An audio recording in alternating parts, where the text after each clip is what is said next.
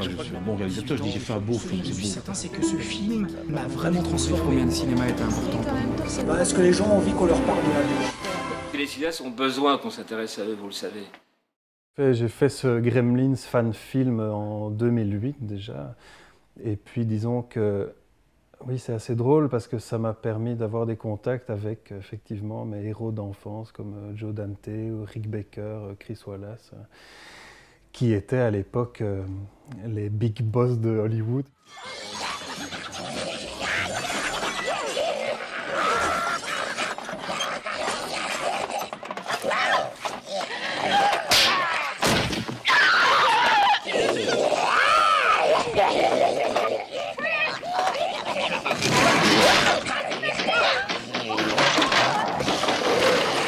Quand j'ai vu Gremlins, le premier Gremlin qu'on voit à l'écran, ma réflexion, ça a été de me dire c'est bien fait, quoi. Et de vouloir savoir comment c'était fait et d'avoir envie de le refaire. Je crois que le lendemain, je faisais une espèce de pantin de Gremlin. Enfin voilà, j'avais envie de faire ça, quoi. Et ça a été de la passion tout de suite et ça l'est encore parce que j'ai jamais vraiment appris à faire ça, finalement.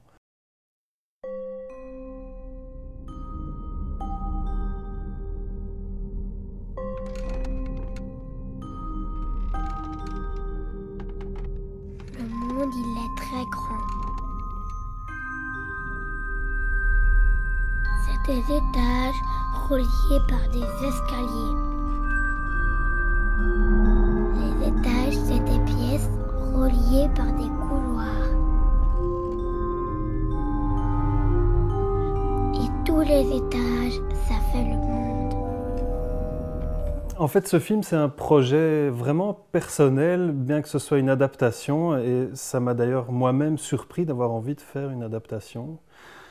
Parce que je suis, disons, assez jusqu'au boutiste dans mes propres idées. Et en fait, ce projet-là, c'est quelque chose que j'avais envie d'adapter depuis assez longtemps, que j'ai découvert quand j'étais petit. C'est une adaptation d'une BD pas très très connue, mais qui a été republiée il n'y a pas longtemps, de Philippe Forster, qui faisait une page dans Les Fluides glaciales. Mais c'est l'histoire d'un enfant dont on ne connaît pas le nom, qui vit dans un manoir immense dont il n'a jamais vu le bout.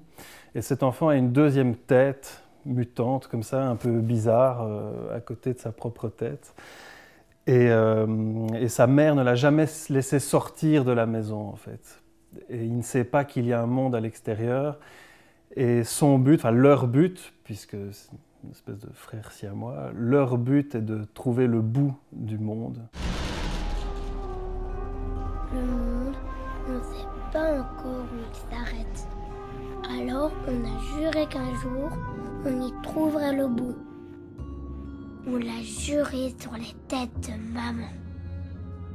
C'est une histoire qui m'avait frappé quand j'étais petit, parce qu'en fait j'étais trop petit pour ça. C'est des magazines qui étaient chez mes grands-parents et sur lesquels j'étais tombé comme ça, et ça faisait assez peur. Il y avait des trucs vraiment... Forster, la plupart de ces histoires, c'est des histoires assez horrifiques, assez caustiques comme ça. C'est un ton très particulier, c'est une espèce d'horreur sociale. Et j'ai toujours eu envie d'adapter une de ces histoires. Et celle-ci, c'est peut-être celle qui est la plus universelle parce qu'elle est moins horrifique, elle est plus poétique et moi, elle me parle beaucoup plus. Mais disons que c'est quelque chose que j'avais envie de faire dans ma vie, mais je ne savais pas exactement de quelle manière. La seule chose que je savais, c'est que ça devait être en animation parce que c'est pas un univers et c'est pas un type d'histoire ni un ton qui serait passé en live, quoi. Oui, on a quasi tout fait à la maison, donc avec Chloé, ma bien-aimée, qui a fait chef déco, qui a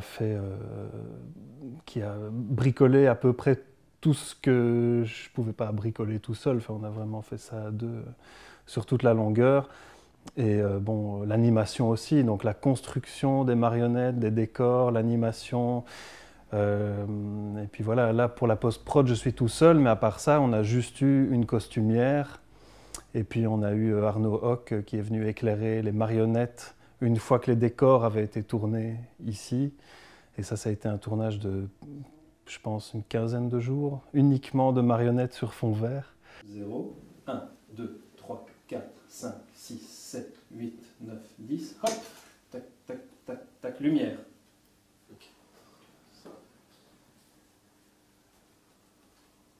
Moi, ce que j'aime bien aussi, voilà, comme par exemple dans ce projet-ci, c'est d'avoir cette contrainte de tourner uniquement avec des objets qui existent, qu'on peut toucher, parce que c'est ça que j'aime aussi. Bon, c'est pas de l'animation image par image, c'est pas de la stop motion, parce que ça aurait duré encore plus longtemps, il aurait fallu construire plus grand, etc. Mais l'incrustation de marionnettes animées en temps réel sur fond vert, et puis dans des décors réels, pour ce projet-ci, c'est vraiment ce qui correspondait le plus à la sensibilité, au grain que je voulais donner, quoi. Je voulais qu'on ait l'impression que ça existe vraiment. Moi, ce qui me motive et ce qui me donne envie de le faire, c'est de pouvoir construire la marionnette, c'est de pouvoir l'animer, c'est de pouvoir jouer avec, l'éclairer avec la vraie lumière. Voilà, je pense pas que j'aurais envie de jouer. En fait, c'est simplement une envie de jouer, quoi. C'est d'avoir des jouets avec lesquels on joue sur un plateau et puis qu'après, on fait bouger. Mais un jouet qui n'existe que sur un écran d'ordi, ce serait déprimant. Donc.